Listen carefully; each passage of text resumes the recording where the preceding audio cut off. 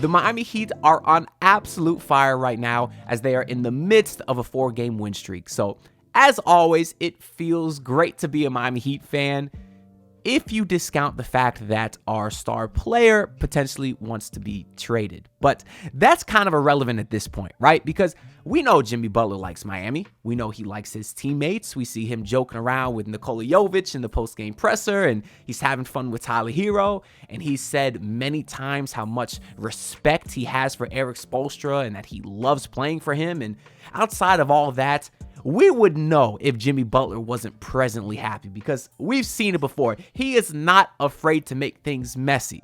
So while I do think Jimmy Butler likes the Miami Heat, what we also know is that he wants to win. He prioritizes winning a championship over everything else. And that's one of the reasons that he's my favorite player, right? So if Jimmy Butler doesn't think this team can win, he would leave. But right now, the Heat are playing some of the best basketball that they have in a very long time, and Jimmy's fit in this starting lineup has quite literally been impeccable. They are one of the best lineups from a net rating standpoint in the entire league.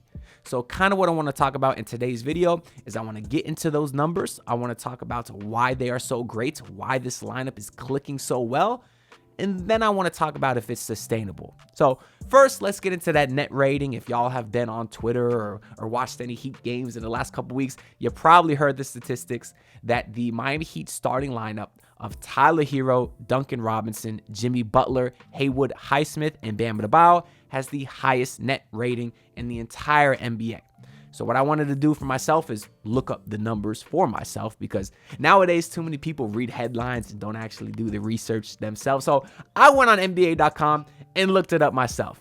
Now, of course, the Heat, that starting lineup, their net rating did drop a tad after the last game versus the Raptors because if you remember, we started that game down 16 and then it was the bench unit with Nikola Jovic, former starter Nikola Jovic, by the way. Once he checked in with Drew Smith, that things kind of went back in Miami's favor. But anyways, the starting lineup of the Miami Heat is currently third in the entire NBA with regards to lineups that have played at least 100 minutes together. So they are third in net rating with a rating of 16.6. So I don't know about you, and I certainly don't know a lot about what goes into a net rating, but third in the entire NBA out of all the lineups that have played at least 100 minutes is pretty damn good. Now, the team right above them is actually kind of surprising. It's the Spurs lineup of Chris Paul, Harrison Barnes, Champagnie, Wembanyama, and Stephon Castle. They have a net rating just about 2 points higher at 18.4. And then 2 points higher than that is, unsurprisingly, the Boston Celtics, who have their lineup of Horford, Holiday, Brown, Tatum, and Derek White. It doesn't surprise me that the Heat dropped from 1 to 3 over the last day or two because the Celtics did absolutely blow out the Pistons, and obviously the Heat struggled to start versus the Raptors like we just said. But if y'all don't understand these advanced analytics and these net rating stuff, which truthfully, like I said, I don't to a full extent either, there is a very easy statistic that I think we can all understand, which is this Heat starting lineup now has a record of 8-2, a lineup that is pretty good if you ask me. So this is critical, right? Because right now is a make or break time of the season. You got the trade deadline coming up in about 2.5 months. This is the first time that we've really heard rumors that the front office is willing to make wholesale changes, which tells me that they believe they might finally have realized that they can't compete, or maybe they're starting to lean in that direction. And I really do think that however these next month to 2 months go will make up the front office mind whether they should actually sell or buy, for that matter, right? Whether they want to sell Jimmy Butler, whether they want to sell high on Tyler Hero, or whether they want to try to sell off some of the younger pieces like a Kamehameha Jaquez Jr. or Nikola Jovic and try to bring in some talent to fit around these stars to really go all in for an NBA championship. So it's now or never. And right now, things are looking good. But why is that? There was a lot of questions, I guess, about this lineup when Spoelstra first took out Terry Rozier and took out Nikola Jovic. Now, some of that stuff was due to injury. I think it should have happened maybe even before that. I think Spoelstra stuck with Terry Rozier a little bit too long, but we know how Spoelstra is. He almost likes to give guys an opportunity too much to a fault sometimes. And I do think he kind of used the injuries that Terry and Nikola Jovic had as sort of an excuse to say, okay, this is my opportunity to get those guys out of the lineup. Unfortunately, the lineup that we do see now with Duncan Robinson and Haywood Highsmith in there has been playing so well that there really hasn't been a need to shift things back to the way they were before. Now, some of the concerns with this lineup is people say, hey, you don't have a point guard. I mean, Terry Rozier was there before. He's kind of a point guard. He's like the closest thing this team has to a point guard outside of Drew Smith, I guess, even though that boy Isaiah Stevens is leading the G League in assists, and I'm hoping he gets his name called up once the Heat inevitably give Drew Smith a standard contract come next year. But anyways, the starting lineup doesn't have a true point guard. Tyler Hero, he's obviously a very improved playmaker, but we don't look at him as a point guard necessarily. So how is this team having so much success on the offensive end without a point guard? Well, and the answer is because they share that responsibility. I mean, on any given possession, you could have Tyler bring the ball up. You could have Jimmy do it. You could have Bam Adebayo do it. Pretty much anyone outside of Haywood Highsmith. I still don't trust him when he dribbles. But anyways, having that much versatility with regards to who can bring the ball up the court even adds such a dynamic to a roster that makes it very difficult to defend. Because if you're an opposing defense, you don't know who's going to start that action. And I can only imagine that doesn't make it easy to try to predict where guys are going to be or get your matchup set in time, because if Bam gets a rebound, he's coming right down the court. That goes for Jimmy Butler, that goes for Tyler Hero, and they can get into their actions a lot quicker because they can all play the point guard position and they all have such great vision. So if one of them has the ball, another guy could be cutting and vice versa. And the fact that one of the guys sharing our point guard position is our center is just a phenomenal thing. I think Bam's had like 6 straight games now with 5+ assists. They are sort of using him as that offensive hub. People like to say Draymond Green. I don't love that comparison because Bam's a much better scorer, and he's shown us that of late. I think he just dropped like 24 points. He dominated Jakob Poeltl, right? Really attacked him in that fourth quarter. But he was also doing that while still getting you the 5 assists. We're seeing him find guys backdoor. We're seeing him and Tyler Hero have this amazing connection right now. Of course, we always knew about the Bam and Duncan Robinson connection. I used to say the most unstoppable shots in basketball was like Kareem's skyhook, Hakeem Olajuwon's dream shake, and then the Duncan and Bam dribble handoff. It was like one of the most efficient shots ever. So now you're getting you're still getting that connection with Bam and Duncan, which is one of the reasons this lineup is so successful, because we've known that duo has been successful for years now. But you're also getting a similar level of success with Tyler Hero. Tyler Hero and Bam are actually the 5th best pick and roll duo this season, according to points per pick. I found this statistic graphic on Twitter, and that duo is behind some pretty elite company. You got Brunson and Towns, LeBron and AD, Anthony Edwards and Rudy Gobert, and then De'Aaron Fox and Domantas Sabonis. And basically what the statistic is saying is every time the big man sets a pick, how often or how many points are they scoring on average. And for the Heat to be getting 1.13 points per pick and roll is very, very good. So Tyler Hero is obviously taking a huge leap as a facilitator. We saw him, I think it was a couple years ago. They tried him at the starting point guard, and it was ugly. It didn't work very well. But this season, you can't say that's the case.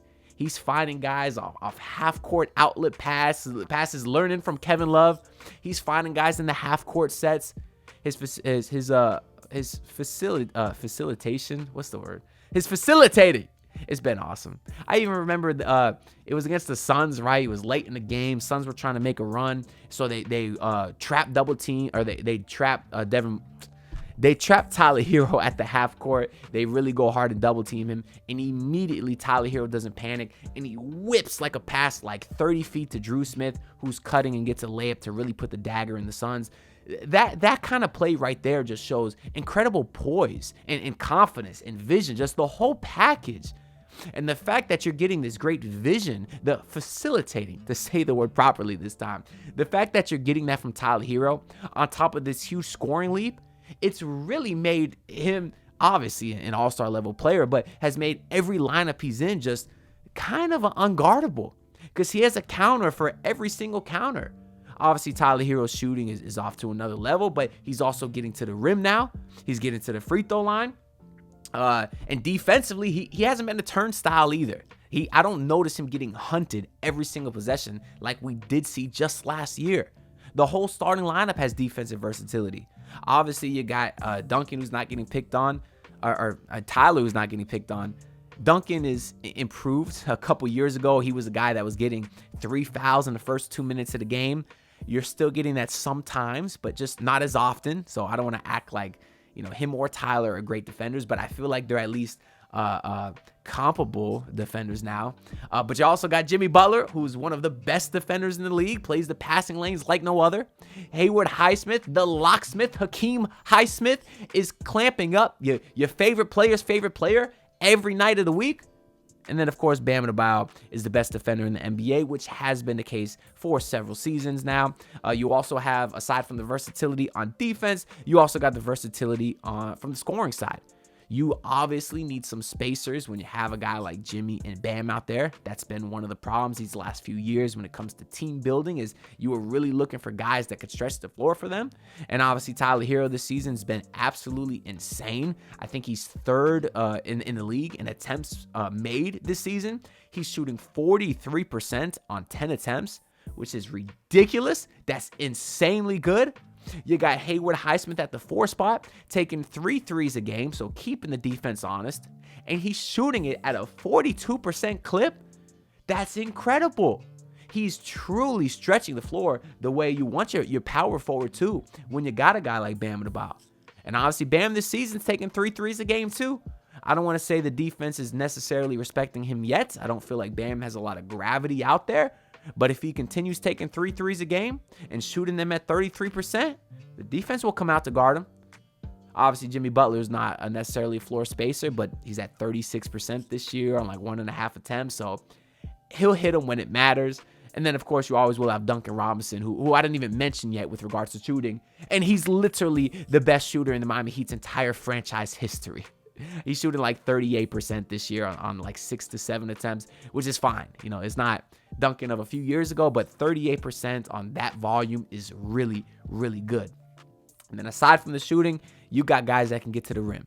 We talked about Tyler Hero's improvement in that regard. He's able to drive right and left, which is a very underrated ability. Seeing him finish with that left hand is I think helped his game a ton. He's getting 4 free throw attempts this year, which is higher than his like 2.5 last year I think he got. So I would even like to see Tyler Hero get more attempts than the 4 a game, but we've seen games where he's had like 7, 8. So he has shown that he's capable. Obviously, Jimmy that's his game, getting to the free throw line, getting to the rim. Bam can obviously get there. This year, he hasn't been super efficient. I know there's the stat out there saying he's like the worst efficiency-wise, like within 2 feet of the rim. He hasn't finished yet, but he'll come around. The law of averages say Bam will finish like we know him to do. And then obviously Duncan Robinson is still showing that versatility on the offensive side that we saw last season. He's no longer just a guy that takes all his shots behind the arc. And then Haywood Highsmith, I kind of like when all his shots come behind the arc. I don't like when Highsmith dribbles, man. I just, every time he dribbles for more than like 3 seconds, I think it's going to end in a turnover. But he is really good moving off ball or without the ball, I will say, because he does get a lot of buckets just off of easy cuts and stuff too. So that just kind of shows the offensive versatility and defensive versatility that this lineup has. For that reason, I think it's going to be sustainable, just because a lot of this is obviously predicated off Tyler Hero, who has now been an all-star level player for 23 games. That's not a small sample size. I usually like to give teams and players 20 games to say you are what you are after those 20 games. And 23 games in, Tyler Hero has taken a massive leap. So I don't see any reason why that should decline. And then I do also see areas that should improve, like Bam's efficiency, like Jimmy's aggressiveness as we get closer to the postseason. So I definitely think this is a sustainable lineup. Now, you might have some people say, hey, maybe put Nikola Jovic back in there. I don't think anyone's asking for Terry Rozier to go back in there because that was the lineup before. But of course, I am recording this right after the Raptors game where Nico finally got some burn after like riding the bench for 3 weeks, I think. And Nico was amazing. He even had Jimmy Butler in the post game. He said, "You was out there playing like a starting 4." I don't know if Jimmy was trying to take a shot at Highsmith there or not. I don't think so. But yeah, Jovic has been absolutely awesome. And in theory, he is a great 4 next to Bam just because he's taller. So he should be a better rebounder than Highsmith. He should be a better shooter than Highsmith, although that hasn't been the case. And of course, he's also just another guy that can push pace. I do like when Jovic dribbles instead of, or as opposed to Haywood Highsmith, I guess. But yeah, Jovic has played really well. I think he's earned himself a spot in the rotation, but as long as this team keeps winning, obviously there's no reason for him to go back in the starting lineup, and I do believe that will be the case. But anyways, that's really all I gotta say about this video. I hope y'all enjoyed. I just kind of wanted to give a more in-depth look on why this team has been so successful, because they got to keep it up. It's easy for me to say that, oh yeah, they've been playing really well. They've won 4 games in a row. That's not a lot. The next game is versus the Pistons on Monday. You got to beat that team. And if you don't, well, yeah, my attitude towards this team will change. But if you do beat that team, they have sort of in a relatively easy stretch of games coming up after that. I think they do play the Thunder. But then you have like Orlando twice, and that team is missing Paolo. Franz will probably miss those games as well. So they have an easy stretch, and this is, I guess, as I said earlier, it's now or never. But I am very optimistic. So yeah, like the video, comment, all that stuff helps the algorithm out a lot. And subscribe. I'm on the grind to hit 6K subs, and I'll see y'all with the next video. Peace out. Look, pull up in your city tryna get that dead face. Do it on my own, I don't need no dead weight.